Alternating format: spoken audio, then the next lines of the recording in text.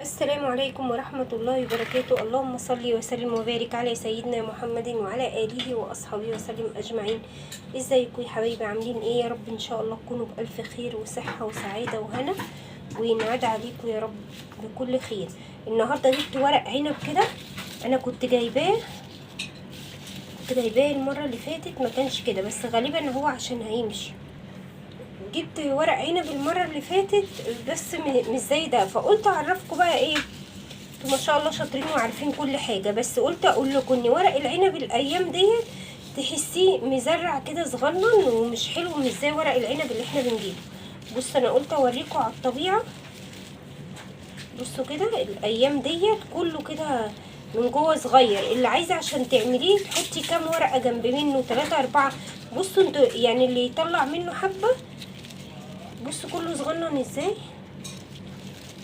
يعني كله مزرع كده صغنن، او لسه هم مش عارفه خدوه من على الشجر وهو لسه هيكبر عن كده. مش عارفه. بصوا دي انا فكيتها صراحه، شلت الصغنن خالص اللي هو مش نافع وخليت اللي هو ايه هينفع يتحشي وكده. بس عايزه اقول لكم برده كله بصوا صغنن ازاي، يعني اللي هو حسائي صغنن ازاي. انا بحب الورقه الكبيره كده صراحه، بتبقى حلوه. بصوا، فقلت اقول لكم تاخدوا بالكم من الحته دي. المفروض ان انا هعمل محشي بعدين، يعني صراحه عله قوي ان احنا الصغير ده.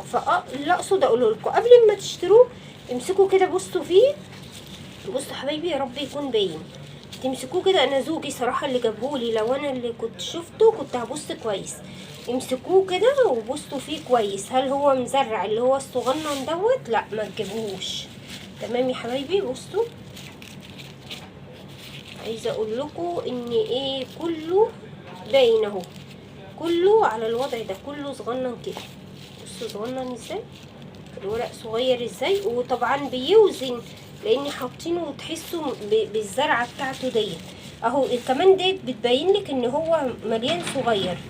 تمام يا حبايبي. فبصوا كويس قوي قبل ما تجيبوه عشان ما تتخموش فيه، بالذات لو هتشيلوه على بال ما تيجوا تطلعوه. بيتهيألي مش هيستحمل بقى. في طريقه حلوه للتفريز بس انا فرست، لو جبت تاني ان شاء الله هصور لكم باذن الله. اتمنى يا رب يكون فيديو النهارده خفيف عليكم وحلو كده، وتكونوا استفدتوا مني ولو بمعلومه بسيطه.